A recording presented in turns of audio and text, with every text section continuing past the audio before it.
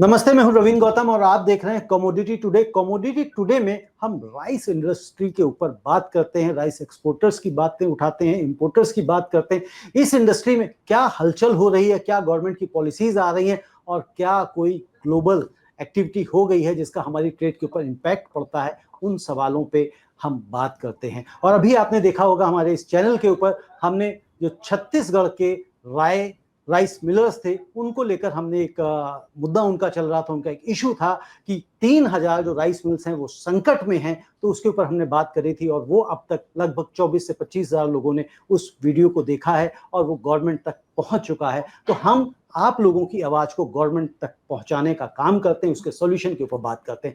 आज हम इकट्ठा हुए हैं बात करने के लिए कि जो इजराइल और ईरान का जो संकट है उसका इस इंडस्ट्री के ऊपर क्या असर डाल सकता है, क्या एक्सपोर्टर्स को चैलेंजेस आ सकते हैं, क्या इंपोर्टर्स को चैलेंजेस आ सकते हैं। और खास तौर से अगर हम देखें कि जो हमारी इंडियन मार्केट है, डोमेस्टिक मार्केट है, उसमें राइस को लेकर क्या उसके दाम घट बढ़ सकते हैं, इन सब विषय पे आज हम बात करेंगे। तो आज हमारे साथ इस इंडस्ट्री से जुड़े हुए IREF के नेशनल प्रेसिडेंट डॉक्टर प्रेम गर्ग जुड़े हुए हैं, कनिष्क मनचंदा हैं, कैप्टन राम कुमार हैं और KL गंजू जी हैं। आप सभी लोगों का बहुत बहुत स्वागत है।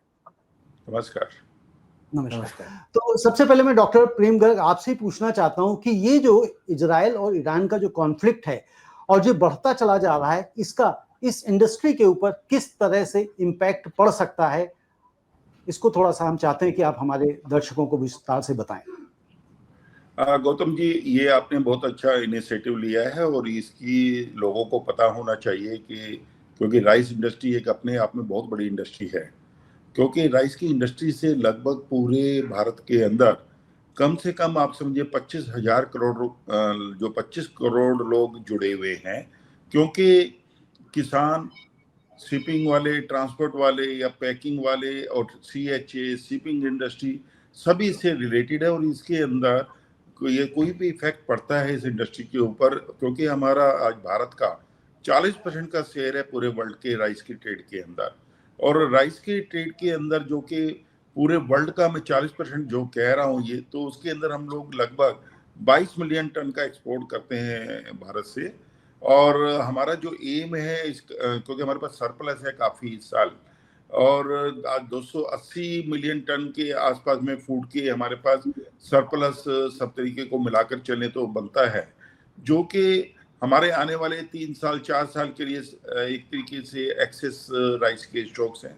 और एक गवर्नमेंट का भी एक इसके अंदर काफ़ी इनिशिएटिव है कि भी राइस को हम किस तरीके से इसका एक्सपोर्ट बढ़ाएं, जो एक एम लेकर चल रहे हैं, जो IREF Indian rice exporter federation की 25 मिलियन टन तक इस टारगेट को हम लेकर जाएं, जिसके लिए भारत इंटरनेशनल राइस कॉन्फ्रेंस कर रहे हैं BIRC 30 और 31 अक्टूबर को भारत मंडप के अंदर, जिसके अंदर विदेशों से लगभग 1000 विजिटर्स फॉरेन बायर्स आएंगे यहाँ पर और लगभग 2000 से ज़्यादा जो एक्सपोर्टर्स हैं वो इसमें पार्टिसिपेट करेंगे। इसके अंदर मिनिस्ट्री ऑफ कॉमर्स से IRF को परमिशन आ चुकी है, साथ में वो हमारे पार्टनर हैं इस इवेंट को करने के लिए, और इसको IRF ही पूरा ऑर्गेनाइज कर रही है। तो इसके अंदर हमारा ये मानना है कि ये जो अभी अचानक ईरान का एक झगड़ा चालू हुआ इजराइल और ईरान का, तो इसकी वजह से जो इम्पैक्ट है तो एक बहुत बड़ा ही इम्पैक्ट पड़ेगा राइस की ट्रेड के लिए। क्योंकि इससे एक तो क्रूड ऑयल महंगा हो जाएगा, जो कैप्टन राम यहाँ पर बैठे हुए हैं वो ज़्यादा बता पाएंगे कि आज क्रूड की क्या पोजीशन है, और जो जब ये वार शुरू हुई उस टाइम क्रूड के क्या प्राइसेस थे या बंकर के क्या प्राइसेस थे, और आज बंकर के क्या प्राइसेस से फ्रेट मार्केट ऊपर जाएगी। आज कंटेनर की जो शिपमेंट्स हैं, जैसा देखने में आया है कि जो $1500 $1600 के फ्रेट थे वो आज $2100 से $2200 के बीच में बोल रहे हैं, जिसमें ऑलरेडी 25 से 30% की तेजी आ चुकी है। और यदि ये वार लंबी चली तो क्योंकि सभी जहाजों को जो ईरान के रास्ते से जाते हैं खाड़ी के देशों से, उनको एक काफ़ी संभल के जाना होगा, दूसरी कंट्रियों से जाना होगा, इससे इंश्योरेंस कंपनियां भी अपने आप खींच लेती है। तो दूसरा एक ईरान है कि हमारे लिए बहुत बड़ी मार्केट है बासमती राइस के लिए, जहाँ ईरान के अंदर भारत से लगभग 1 मिलियन टन का साल के अंदर, जो लास्ट ईयर की हमारी फिगर है 10,35,000 टन की शिपमेंट की गई है, तो उसके ऊपर एक बड़ा इम्पैक्ट आएगा। तो जिसके लिए हमारे को एक लोगों को जागरूक करने की जरूरत है। अफ्रीका के मार्केट के अंदर हमें अपने बासमती राइस को लेकर जाएं। जो बासमती राइस ऑलरेडी अफ्रीका की कंट्रियों में आजकल थोड़ा थोड़ा जाने लगा है। हम लोगों ने प्रयास किए पिछले 2 सालों के अंदर, तो तब से आज अफ्रीका के अंदर हर जगह 11, 21, 1509, सरबती, सुगंधा, हर तरीके की राइस की वैरायटियां चलने लगी हैं, जो आगे हम बढ़ा सकते हैं। क्योंकि वहां पर बाइंग के लोगों के पास ऐसा नहीं है कि बाइंग की पावर नहीं, अफ्रीका में भी बाइंग पावर है। जो प्राइस ऊपर भी जाएगा तो उसको ले सकते हैं, और एक हमें नीस मार्केट और एक नई मार्केट मिलेगी। जो आज ईरान का जो 1 मिलियन टन का है, तो उसको हम भरपाई कर सकें। और हमारे को भारत के अंदर हमेशा एक मार्केट, हमारा एक सिनारी होना चाहिए कि एक मार्केट यदि खराब हो गई तो हम दूसरी मार्केट में काम कर सकते हैं, या एक मार्केट का 1-8 मिलियन टन से हमारी मार्केट पर कोई असर ना पड़े। तो इससे एक तो पेमेंट के, जो आपका सवाल था कि इससे क्या असर पड़ेगा, पेमेंट की प्रॉब्लम्स आएंगी। ईरान से जो पेमेंटें हैं वो आने में डिले होंगी। हो सकता है अभी टाइम बिंग के लिए वो पेमेंटें अभी रुक जाएं, और अभी इसके इफेक्ट तो देखिए धीरे धीरे 1 हफ्ते के बाद वो ज़्यादा क्लियर होंगे। और जो भी एक्सपोर्टर्स को मेरी सलाह है फेडरेशन के बिहाफ पर, कि जो भी एक्सपोर्ट की अभी प्लानिंग कर रहे हो ईरान के लिए, अभी टाइम बिंग के लिए उनको रोकना चाहिए और सोच समझकर ही आगे कदम बढ़ाना चाहिए। अपने रिस्क के ऊपर उसको बिजनेस को करें, कोई भी जो ईरान के शिपमेंट्स कर रहे हो। बिल्कुल ठीक है, यानी कि जो भी अभी किसी भी तरह का अगर व्यापार करते हैं, ट्रेड करते हैं, तो बहुत ही सोच समझ के, बड़े विचार के साथ करें कि कितना रिस्क हो सकता है और कितना नहीं हो सकता और कितना एस्केलेट हो सकता है। कैप्टन राम कुमार, जिस तरह से डॉक्टर प्रेम गर्ग ने बताया कि भाई फ्रेट के विषय में हम आपसे ही बात करें, तो जो ये कॉन्फ्लिक्ट शुरू हुआ है, तो जो रेड सी है, पर्शियन गल्फ है, सी है, तो उनको लेके क्या चैलेंजेस हम देख रहे हैं लॉजिस्टिक्स में, फ्रेट में, और कितने प्राइसेस बढ़ने की संभावना है? क्या बढ़े प्राइसेस पे भी शिप्स जाने को तैयार हैं, या कहते हैं ना कि भाई पैसों का क्या करेंगे, जब वहां पे वार ही चल रही है तो हम क्यों जाएं? और इसको लेके कितना इस एक्सपोर्टर्स के ऊपर बर्डन आने वाला है, और कितना निर्यात पर जो है ना हमारा इससे इफेक्ट हो सकता है? सर देखिए, सबसे पहला इफेक्ट एक्चुअली ऑयल टैंकर्स, जो शिप ऑयल कैरी करते हैं उनके ऊपर आता है। बल्क कैरियर, जैसे प्रेम सर ने बोला कि राइस का 1 मिलियन का एक्सपोर्ट्स है इंडिया से, तो बहुत बड़ा वॉल्यूम्स नहीं है। सो मेरे ओपिनियन में बल्क कैरियर शिप जो राइस लेके जाते हैं उनको बहुत ज़्यादा इफेक्ट नहीं आएगा। ऑयल प्राइस बढ़ेंगे, उसके से फ्रेट जरूर बढ़ेगा बाकी सारे ट्रेड्स के लिए भी, लेकिन एक ये शॉर्ट टर्म इम्पैक्ट होगा, उसके बाद it will improve. And containers, उनको प्रॉब्लम आएगी क्योंकि शिप्स वहां जाना नहीं चाहते। ज़्यादातर ओनर्स ने ऑलरेडी मना कर दिया है कि हम वहां जाएंगे नहीं। जो शिप का क्रू है उन्होंने मना करना स्टार्ट कर दिया है कि हम लोग इस एरिया में नहीं जाएंगे। उसके ऊपर से इंश्योरेंस का जो प्रीमियम है ऑलरेडी काफी महंगा था, वहां पे ऑलरेडी प्रीमियम था पहले से, जो अभी डबल ट्रिपल हो गया है। तो ये सारे फैक्टर्स आएंगे जिसकी वजह से एक्सपोर्ट्स वहां पे ऑलमोस्ट स्लो हो जाएंगे, या फिर रीरूट होंगे, ट्रांसशिपमेंट का यूज होगा। बेसिकली ओमान या दुबई जो सेफ पोर्ट्स हैं, वहां से ट्रांसशिपमेंट होकर ईरान जाएगा, तो प्रोडक्ट की कॉस्ट बढ़ जाएगी। और हम एक हॉर्मुज स्ट्रेट है वहां पे, जहां से सारे शिप्स निकल के जाते हैं। ये अराउंड 21 माइल्स का एक बीच का स्ट्रेच है जहां से सारे शिप पास होते हैं, विच इज ईरान और ओमान और दुबई के बीच में है। तो जब शिप्स वहां से जाएंगे, अगर ईरान उसको बंद करने का सिर्फ डिस्कशन हुआ है, उस पर बंकर के प्राइसेस रफली $100, जो $500 पर टन पे फ्यूल, जो शिप का फ्यूल है वो मिला करता था, वो आज $600 के आसपास आ गया है। और ये एक्चुअली में अगर बंद हो जाता है, से 1 हफ्ते के लिए अगर बंद होता है, तो आई एम एक्सपेक्टिंग कि प्राइस और $100 पर टन बढ़ जाएंगे। इसकी वजह से फ्रेट रेट्स महंगे हो जाएंगे सारे के सारे। जी, तो जिस तरह से आप बात कर रहे हैं भाई, क्रूड रेट्स बढ़ सकते हैं कि वो $100 पार भी जा सकता है, तो ऐसी स्थिति में अगर मान लीजिए कहीं दूसरा अल्टरनेट, आपने जिस तरह से रूट्स बताए, उस अल्टरनेट रूट्स के थ्रू भी जाता है, तो एक तो वो कॉस्ट बढ़ेगी, प्लस जो क्रूड ऑयल की जो रेट्स बढ़ जाएंगे उससे भी जो कॉस्टिंग में फर्क पड़ेगा, तो उससे एक्सपोर्टर को क्या इम्पैक्ट पड़ेगा, ये मैं कनिष्क मनचंदा जी से पूछना चाहता हूँ कि कनिष्क, एक्सपोर्टर इसमें किस तरह से अफेक्ट हो सकते हैं जब रेट्स बढ़ेंगे? तो क्या इस बढ़े हुए फ्रेट पे भी वो एक्सपोर्ट करने में सक्षम होंगे? जी गौतम जी, धन्यवाद। मैं डॉक्टर प्रेम गर्ग और डॉक्टर राम जी का धन्यवाद करता हूँ। उन्होंने बड़ी अच्छे से एक्सप्लेन करा सिनेरियो को। आप जैसे जानते हैं कि जो हमारे एक्सपोर्टर भाई हैं, ये सब वेफर थिन मार्जिन पे काम करते हैं। इनका जो एवरेज मार्जिन है, किसी का भी मार्जिन 2 से 3% से ज़्यादा नहीं है। और जब फ्रेट की इम्पैक्ट, जैसे राम जी ने बताया कि फ्रेट अगर $100 बढ़ जाएगा, तो जो ये 1 से 2% कॉस्ट इंक्रीज कर जाएंगे, यानी कि उनका जो मार्जिन है वो इसमें इंक्लूड हो जाएगा। तो या उनकी जो प्रॉफिट है वो लॉस में चेंज हो जाएगा शिपमेंट का। तो इसीलिए मैं सारे एक्सपोर्टर्स से कहूंगा कि फॉर द टाइम बीइंग जो नेक्स्ट बुकिंग कर रहे हैं वो या तो कवर करके करें या किसी को भी एफओबी शिपमेंट बेचें, सीआईएफ के सौदे ना करें प्रॉपर बैकअप के बिना, क्योंकि ये अल्टीमेटली उनकी बुक पे एक बड़ा इम्पैक्ट आ जाएगा। फ्रेट प्राइस बढ़ जाते हैं तो बड़ा इम्पैक्ट आ जाएगा, बिल्कुल। केएल गंजू जी हमारे साथ हैं और ये काउंसलेट जनरल हैं कोमोरोस के। सर आप ये बताएं कि इस कॉन्फ्लिक्ट का क्या ग्लोबल भी कोई असर पड़ रहा है? किस बारे में सबसे पहले सब पैनलिस्ट को, को पैनलिस्ट को नमस्कार, सुनने वालों को भी नमस्कार जी। नमस्कार। ये जो कॉन्फ्लिक्ट शुरू हुआ, मैं I will not go into ये क्यों शुरू हुआ और किसने शुरू किया, that is not my cup of tea. What I can say is that this route between Persian Gulf going up to Oman and then into the Arabian Sea is very important, क्योंकि 20% of the oil supply to the world comes through this route। अगर ये बंद हो जाता है तो आप देखिए कि 20% जब ऑयल सप्लाई कम हो जाएगी वर्ल्ड में, चाहे वो 10 दिन के लिए, 15 दिन के लिए, 20 दिन के लिए हो, तो कितना इम्पैक्ट पड़ेगा। अगर ये इम्पैक्ट ऑयल पे पड़ेगा तो नेचुरली ये बाकी कमोडिटीज पे भी इम्पैक्ट पड़ेगा।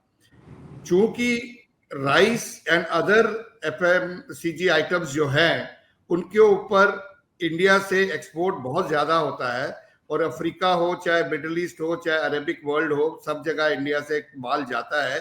और ये रूट अगर बंद होता है तो इसके साथ बहुत बहुत ज्यादा तकलीफ होगी। सो ये तो तब है कि जब today only Iran and Israel are fighting, and थोड़ा सा उन्होंने, अमेरिका ने इंटरफेयर किया है। So I will pray to the almighty कि ये यहीं तक सीमित रहे। कहीं ये एक्सपैंड हो गया तो then the total supply chain of the world will be disturb, और वो डिस्टर्ब होते ही क्योस हो जाएगा सारे वर्ल्ड में।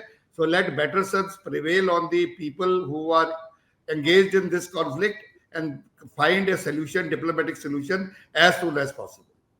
एज सून एज पॉसिबल, बिल्कुल ठीक कह रहे हैं कि चीजें अगर दाम बढ़ते हैं ये तो बहुत सारी चीजों के भी जो कमोडिटीज हैं उनके भी दाम बढ़ जाएंगे।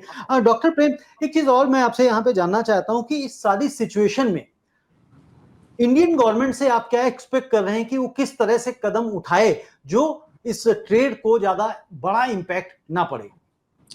देखिए, गवर्नमेंट तो हमारी जो गवर्नमेंट है भारत की इस टाइम मौजूदा, वो बहुत ही बारीकी से इसको देख रही है और वो बहुत मॉनिटर कर रहे हैं बारीकी से, क्योंकि लास्ट वीक भी कॉमर्स मिनिस्ट्री से पीडा ने, चेयरमैन जो हैं पीडा अभिषेक देव, उन्होंने पूरी इंडस्ट्री की एक मीटिंग ली और उसके अंदर भी उन्होंने आगाह किया लोगों को इसके बारे में कि भी ईरान के लिए कैसे इसको देखा जाए, और वो भी वरीड हैं कि भी किसी भी एक्सपोर्टर्स का कोई लॉस ना हो। ऐसा नहीं कहेंगे कि भी गवर्नमेंट आंखें बंद करके बैठी है, और उन्होंने ईसीजीसी के साथ भी और इंश्योरेंस कंपनियों के साथ भी नंबर ऑफ मीटिंग्स की हैं पीडा ने, और वो ऑलरेडी इसके ऊपर वर्किंग काफ़ी क्लोजली कर रहे हैं और मॉनिटर कर रहे हैं डे टू डे, क्योंकि मेरी डेली बात होती है चेयरमैन के साथ भी, और वो डेली इसके ऊपर काफ़ी वरीड हैं कि भी इसको सिनारियो को कैसे कवर किया जाए, एक्सपोर्टर्स का नुकसान ना हो। जो आज के दिन भारत के एक्सपोर्टर्स का लगभग 1300 करोड़ रुपया ईरान के अंदर अभी रुका हुआ है जो आना बाकी है, तो उसके लिए भी उनकी वरीड है कि ये गवर्नमेंट का पैसा है, एक्सपोर्टर्स का पैसा है, तो गवर्नमेंट समझती है ये पूरा हमारे देश का पैसा है। यदि इंडिविजुअल का पैसा होकर भी ये नहीं है कि वो इसको इग्नोर करने में है, और वो बहुत डीपली इसको वर्किंग में लगे हैं कि भी किसी का पैसा ना डूबे। ईरान एम्बेसीज के साथ भी वो संपर्क में है और अपनी इंडियन एम्बेसी के साथ ईरान के अंदर संपर्क में है कि भी सिचुएशन को मॉनिटर करते हुए कि भी सभी एक्सपोर्टर्स का टाइमली पैसा आ जाए और आगे काम भी चले। पर टाइम बिंग के लिए उन्होंने भी यही पॉलिसी रखी है, wait and watch. Wait and watch, बिल्कुल ठीक है। डॉक्टर प्रेम, एक चीज यहाँ पे मैं ये भी समझना चाहता हूँ कि अगर इस सिचुएशन जो ईरान और इजराइल की है एस्केलेट होती है यानी कि और आगे बढ़ती है, तो ऐसी सिचुएशन में अगर हमारा जो एक्सपोर्ट है वो कहीं रुकता है या कम होता है, तो क्या हमारे जो स्टॉक्स हैं राइस के वो सरप्लस हो जाएंगे, और ज्यादा सरप्लस हो जाएंगे, जिसकी वजह से डोमेस्टिक मार्केट में भी भाव इसका कम हो सकता है, गिर सकता है? और इससे अगर ऐसा होता है तो इससे सबसे ज्यादा नुकसान किसको होगा? देखिए, नुकसान तो डेफिनेटली, क्योंकि अभी क्रॉप का टाइम नहीं है। जिन लोगों ने स्टॉक्स में माल रखे हुए हैं उनको नुकसान होता है इसका, क्योंकि किसान तो अपना मैक्सिमम माल बेच चुके हैं, अपनी पैडी को बेच चुके हैं। पर कुछ पैडी जो लोगों ने स्टॉक में रखते हैं कि कल को तेजी आएगी, और वो जरूरी भी है, क्योंकि लोग कुछ स्टॉक करते हैं टाइम के साथ, पूरे साल वो पैडी लेनी होती है एक्सपोर्टर्स को, मिलर्स को, और वो टाइम टू टाइम मार्केट को स्टेबल करने में भी फायदा देती है। क्योंकि यदि एक क्रॉप के टाइम पर एकदम से पूरा माल बेचने के लिए किसान के पास हो और वो सिर्फ एक्सपोर्टर्स ही ले लें, तो हो सकता है किसान को उतना फायदा ना मिले। तो ये तो एक मैचिंग वाली सिचुएशन है मार्केट के अंदर, और इसका नुकसान तो डेफिनेटली आने वाली क्रॉप पर यदि लंबी वार चल गई तो ये एक राइस के बासमती के ऊपर खासकर फर्क पड़ेगा, नॉन बासमती के ऊपर इसका कोई असर नहीं पड़ेगा ईरान की वार का। और दूसरा, बासमती का जो हम कोशिश कर रहे हैं, जैसे मैंने पहले बताया आपको कि BIRC Bharat international rice conference करने जा रहे हैं, उसका मकसद यही है कि हम और नई कंट्रियों को डेवलप करें, और जो गैप यदि बाई चांस खड़ा होता है 1 मिलियन टन का जो ईरान का है, तो वो दूसरी कंपनियों को बांट दिया जाए, तो जिससे मैं नहीं समझता बहुत लॉन्ग रन के अंदर इसका इम्पैक्ट आएगा। बहुत ज्यादा लॉन्ग रन में कोई इम्पैक्ट आएगा ऐसा नहीं लगता है। लेकिन यहाँ पे जिस तरह से आपने कहा कि भाई जो दूसरी कंट्रीज हैं उनको हम उनके लिए आप जो बिल्क कर रहे हैं भारत इंटरनेशनल राइस कॉन्फ्रेंस, जिससे जो है ना और एक्सपोर्ट हम किन किन कंट्रीज में कर सकते हैं, वो एक बढ़ावा मिलने की बात कर रहे हैं, राइस एक्सपोर्ट को बढ़ावा मिलेगा इस इवेंट से। लेकिन क्या इस इवेंट पे भी किसी भी तरह का हम इम्पैक्ट देख सकते हैं क्या इस कॉन्फ्लिक्ट को लेके? क्योंकि ये 3-3.5 बड़ी संख्या में लोग आने वाले हैं, यहाँ पे एक बड़ा इवेंट होने वाला है, और ये अभी तक का माना जा रहा है कि विश्व का पूरे ये सबसे बड़ा राइस एक्सपोर्टर्स का, राइस इंपोर्टर्स का एक सब लोग एक जमावड़ा होगा जहाँ पे जुड़ेंगे और सब लोग आपस में अपनी ट्रेड को लेके बात कर पाएंगे। नहीं, मेरे को नहीं लगता कि इसका कोई इसके ऊपर असर पड़ेगा, क्योंकि ये भारत के अंदर, भारत एक बहुत सेफ कंट्री है जहाँ पर कि इसको करने के लिए सारी सुविधाएं हैं, सारा इंफ्रास्ट्रक्चर है हमारे पास। और भारत मंडपम एक ऐसी जगह है जो प्रेस्टिजियस दिल्ली की राजधानी के अंदर है, तो इसको हमारे को इसके ऊपर कोई इम्पैक्ट नहीं आएगा, और लोग बड़े खुश होंगे इसमें आने से, क्योंकि जैसे लोगों को पता लग रहा है, बायर्स को, हमारे पास कम से कम आप देखिए आज के दिन, अभी हमने शुरुआत ही की है, इसको इवेंट को होने में 4 महीने हैं, पर अभी से लगभग 400 बायर्स की कंफर्मेशन आ चुकी है, और जो धीरे धीरे बढ़ती जा रही है डेली। काफी कंट्रियां इसके अंदर अपनी कंफर्मेशन भेज चुकी है ज्वाइंट होने के लिए। तो हमें लगता है कि लगभग 80 के करीब देश इसमें पार्टिसिपेट करेंगे, और वहाँ के लोग इसके अंदर आएंगे, और इसके ऊपर इस वार का कोई इम्पैक्ट नहीं पड़ेगा, क्योंकि ईरान और इजराइल दोनों बिल्कुल अलग कंट्रियां हैं, जहाँ के लोग ज्यादा, हमें लगता भी नहीं है कि इतनी इस इवेंट के ऊपर कोई भी असर आएगा। कोई भी असर आएगा, बिल्कुल ठीक है। एक और मैं सवाल, जो अभी आपने कहा था कि भाई जो बासमती राइस है उसके एक्सपोर्ट के ऊपर थोड़ा सा इम्पैक्ट पड़ सकता है, लेकिन जो नॉर्मल नॉन बासमती है उसके ऊपर कोई इम्पैक्ट नहीं पड़ेगा, तो ऐसा क्यों है? मैं थोड़ा सा समझना चाहता हूँ जी। ईरान जो है वो लेता है 11, 21, 17, 18, 1509 वैरायटियां। नॉन बासमती का बायर नहीं है ईरान हिंदुस्तान से।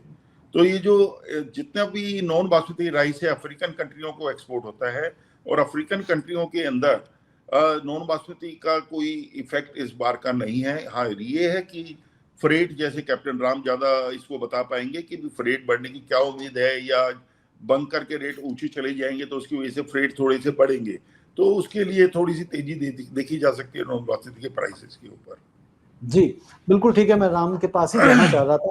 तो कैप्टन राम, जिस तरह से कहा हमारे डॉक्टर प्रेम ने कि फ्रेट के ऊपर क्या असर पड़ सकता है, आपने पहले भी बताया, लेकिन जो बासमती और नॉन बासमती है, अगर मान लीजिए वहां पे जो युद्ध चल रहा है, एस्केलेट हो रहा है सिचुएशन, और रूट्स बदलेंगे, तब भी तो रेट जैसा आपने कहा था कि बढ़ेंगे, तो उससे आपको कितना इस ट्रेड के ऊपर असर दिखाई दे रहा है?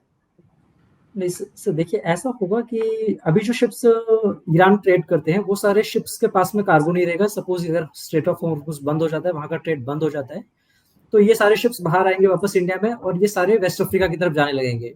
तो हमारे पास शिप्स ज्यादा होंगे, तो हायर रेट कम होगा, बंकर का कॉस्ट बढ़ा रहेगा, लेकिन उसको कॉम्पनसेट करेगा कि शिप ओनर्स शिप बहुत ज्यादा है तो उनकी रेट्स कम हो जाएंगे। जो हायर पे करते हैं हम लोग डेली का शिप को, वो कम हो जाएगा, क्योंकि मार्केट में बहुत शिप है, there will be a competition, तो वो रेट्स कम हो जाएंगे जो बंकर के बढ़े हुए रेट को कॉम्पनसेट करेंगे।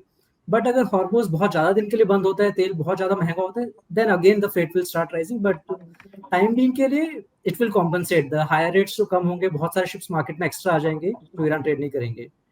तो फ्रेट विल बी सेम, जो अभी चल रहा है लगभग वैसा ही रहेगा। एक इनिशियल कॉस्ट अप जाएगा, इनिशियली अभी जो बंकर बढ़ रहा है 10-15 दिन 20 दिन के लिए, उसके बाद इट विल स्टार्ट स्टेबलाइजिंग मेरे ओपिनियन। बिल्कुल। कनिष्क, आप किस तरह से सारी सिचुएशन को देख रहे हैं कि जिस तरह से अगर फ्रेट के रेट बढ़ते हैं तो उस कंडीशन में आप लोग जो एक्सपोर्टर्स हैं वो क्या रुकेंगे कि भी अभी एक्सपोर्ट्स के लिए रुक जाते हैं, थोड़ा सा सिचुएशन नॉर्मलाइज हो जाए उसके बाद मार्केट काम करेंगे, या करते रहेंगे बढ़े हुए रेटों पे, यदि ऑर्डर्स मिलते हैं काम चलता है? जी ऐसा है कि जो जैसे ईरान का जहां तक क्वेश्चन है, ईरान तो बासमती का बायर है जैसे डॉक्टर साहब ने बताया, तो बासमती के लिए तो कंप्लीट नो है, वहां की शिपमेंट तो कंप्लीट रुक जानी चाहिए।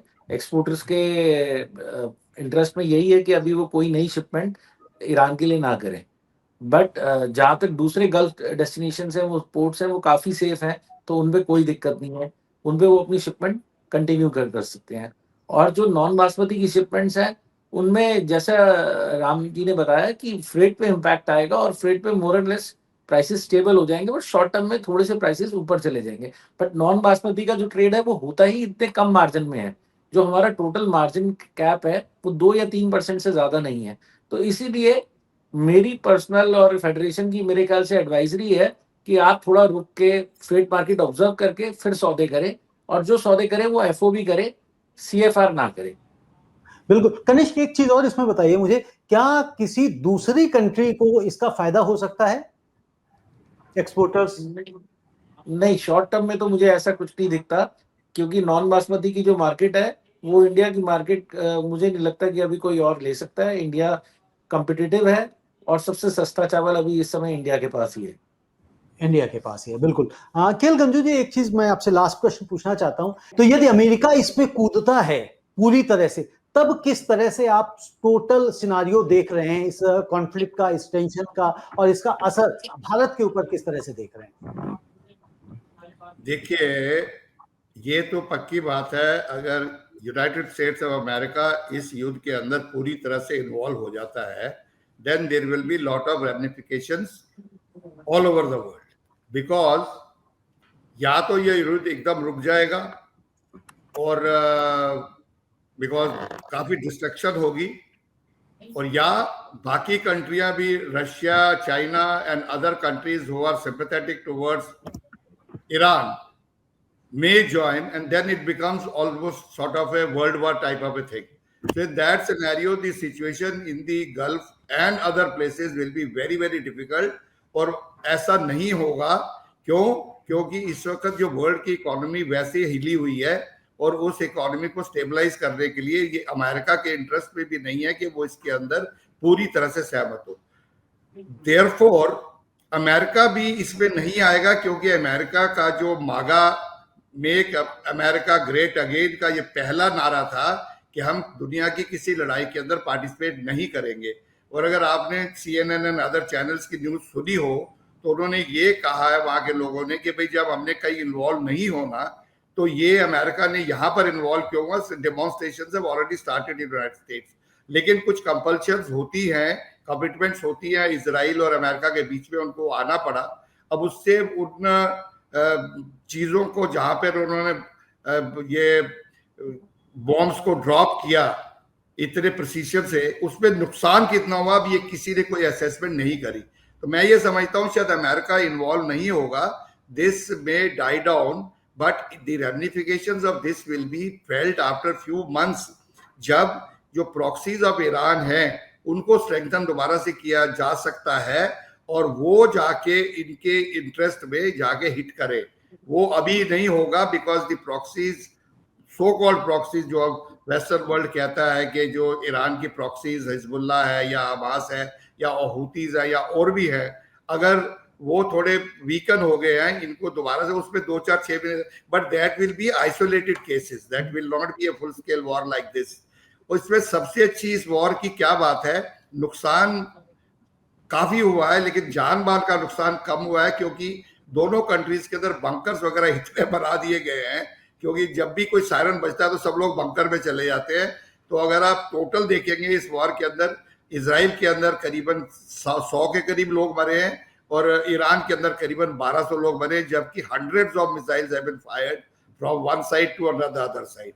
So therefore मैं नहीं समझता ये अमेरिका इसके अंदर फुल्ली इन्वॉल्व होगा, क्योंकि अमेरिका के फुल्ली इन्वॉल्व होने से फिर अमेरिका तो परेशानी होगी, बाकी कंट्रियां अगर इसमें इन्वॉल्व हो गई या उसका मटेरियलिस्टिक मदद करी ईरान की, तो ये फिर वॉर लंबी जाएगी। बिल्कुल ठीक कह रहे हैं कि अमेरिका वैसे इन्वॉल्व जी, इकोनॉमी अमेरिका को इन्वॉल्व नहीं होना चाहिए, क्योंकि अगर अमेरिका भी इन्वॉल्व हो गया तो चीजें बढ़ जाएंगी, एस्केलेट हो जाएंगी, और इस वजह से ऐसा लगता है कि शायद वो ना हो। आप सभी लोगों का बहुत बहुत धन्यवाद। और जिस तरह से ये कार्यक्रम में डॉक्टर प्रेम गर्ग ने, कनिष्क ने बताया कि यदि आप कोई भी ट्रेड करें तो बहुत ही सोच समझ के करें। मैं एक बात और कहना चाहता हूँ, give me 10 seconds. You know, any such type of happenings in the world, इसमें सबसे ज्यादा नुकसान जो होता है वो छोटी कंट्रियों को होता है, एंड आई एम वरीड के इसमें अंदर कॉमरोस का भी बड़ा नुकसान होगा। 2 कॉमरोस इज इन इंडियन ओशन, लेकिन उसका इम्पैक्ट चारों तरफ पड़ता है। तो हम जो छोटी कंट्रियां होती है, स्मॉल आइलैंड डेवलपिंग कंट्रीज जो होती है, और भी कॉमरोस की जैसे बहुत कंट्रीज है वर्ल्ड के अंदर, सबसे ज्यादा नुकसान उनका होता है। The interest of the small countries, इन लोगों को वॉर का रास्ता छोड़ के डेवलपमेंट का रास्ता देखना चाहिए। बिल्कुल सही बात कह रहे हैं कि वॉर से किसी का भी फायदा नहीं होता, चाहे घर की छोटी सी लड़ाई हो या 2 देशों की लड़ाई हो या विश्व की लड़ाई हो, उससे नुकसान ही ज्यादा होते हैं। तो कुल मिला के अभी वेट एंड वॉच की पॉलिसी रखनी चाहिए जो एक्सपोर्टर्स हैं, और देखना चाहिए कि किस तरह से चीजें बढ़ रही हैं, और बहुत ही, यदि कोई भी ट्रेड करनी है तो बहुत ही सिक्योर एटमॉस्फेयर में करनी है। अपने पैसे को, अपनी खपत को सेफ रखना है, ताकि उनको किसी भी तरह का इस पे नुकसान ना हो। आप सभी लोगों का बहुत बहुत धन्यवाद। नमस्ते। Thank you.